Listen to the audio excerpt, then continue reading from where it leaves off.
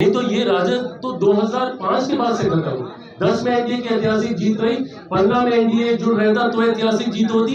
United NDA 2020 में भी चुनाव लड़ता तो भी परिणाम यही है। इतिहास में देखा जाए जिस तरीके से आज राजद जिस स्तर पर पहुंच गई है, अगर ये लोग सिर्फ वोट चोरी और बहानेबाजी करते रहेंगे तो वो दिन दूर नहीं जब राजद का नामो निशान मिट जाए। इनको तो बीच में जीवन दान मिलता है। 2014 में मुख्यमंत्री नीतीश कुमार जी ने 2015 में इनको जीवन दान दिया, 2020 में मैंने इनको जीवन दान दिया। कांग्रेस जैसे दल, राजद जैसे दल जनता के बीच में निकलूंगा, उसकी भी रूपरेखा मोटा मोटी तैयार कर ली गई है कार्यवाहक प्रदेश अध्यक्ष अशरफ अंसारी जी के नेतृत्व में। कभी अभी चिराग पासवान ने प्रेस वार्ता कर साफ तौर पर कहा कि आरजेडी 2005 में ही समाप्त हो जाती, लेकिन हमने उन्हें बार बार जीवन दान दिया, चाहे वो 2015 का इलेक्शन हो, चाहे वो 2020 का इलेक्शन हो। उनका साफ तौर पर कहना है कि अब आरजेडी पूरी तरह समाप्त होने वाली है। उनका यह भी कहना है कि वो आभार यात्रा पर निकलने वाले हैं। बाकी क्या कुछ कह रहे हैं पूरे वीडियो में सुने। ये बातें पता है जितनी सनसनीखेज लगती हैं सुनने में ना, इनका कोई ज्यादा महत्व होता नहीं है। मैं ये मानता हूं कि आज की तारीख में एनडीए को जरूरत नहीं है कि हम लोग कोई ऐसी परिस्थिति तैयार करें कि विधायकों को तोड़ें या अपने साथ लाने के लिए हम लोग बहुत उत्साहित हो। एक मजबूत सरकार है, 200 प्लस से ज्यादा विधायकों के साथ हमारी एनडीए की सरकार चल रही है।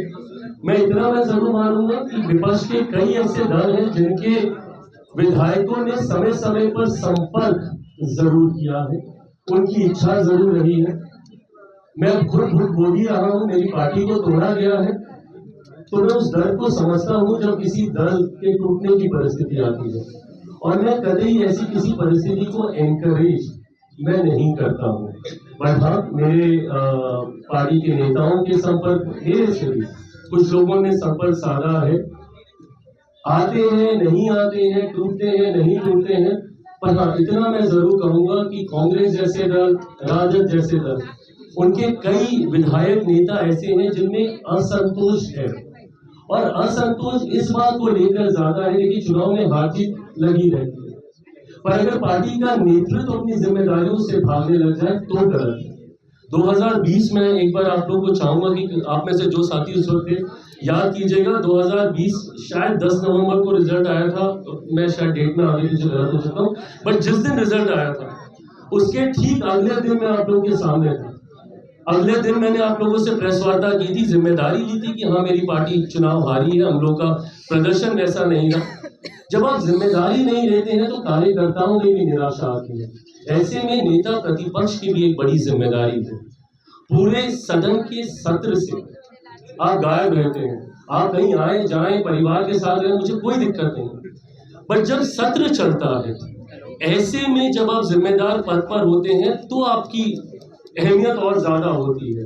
आप उस दौरान नहीं दिखते, आप संवाद नहीं करते मीडिया के साथ, आप कारण पे विश्लेषण करके नहीं बताते कि क्यों राजद की इतनी करारी हार हुई। इतिहास में देखा जाए जिस तरीके से आज राजद जिस स्तर पर पहुंच गई है, अगर ये लोग सिर्फ वोट चोरी और बहानेबाजी करते रहेंगे तो वो दिन दूर नहीं जब राजद का नामो निशान मिट जाएगा। और इनको समझना होगा कि परिस्थिति आज से नहीं 2005 से बनी हुई। इनको तो बीच में जीवन दान मिलता है। 2014 में मुख्यमंत्री नीतीश कुमार जी ने 2015 में इनको जीवन दान दिया, 2020 में मैंने इनको जीवन दान दिया। नहीं तो ये राजद तो 2005 के बाद से खत्म।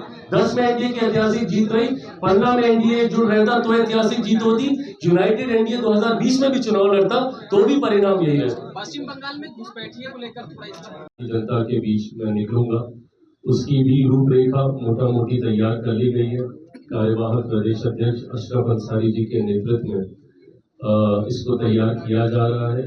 बहुत जल्द मुझे लगता है खरमास समाप्त होते होते तक आप सबके साथ उसको भी साझा किया जाएगा।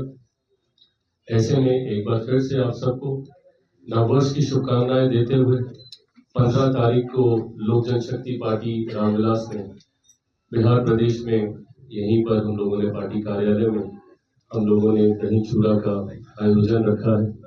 आज मेरी मुख्यमंत्री नीतीश कुमार जी से भी मुलाकात हुई, जहां उनको नववर्ष की शुभकामनाएं देने के साथ साथ दही चूड़ा के भोज के लिए भी उनको आमंत्रित किया गया है। एनडीए के तमाम साथियों को इसका निमंत्रण किया है। मैं आप सब तो अभी आपने साफ तौर पर सुना कि चिराग पासवान का क्या कुछ कहना है। बाकी अपडेट के लिए बने रहे।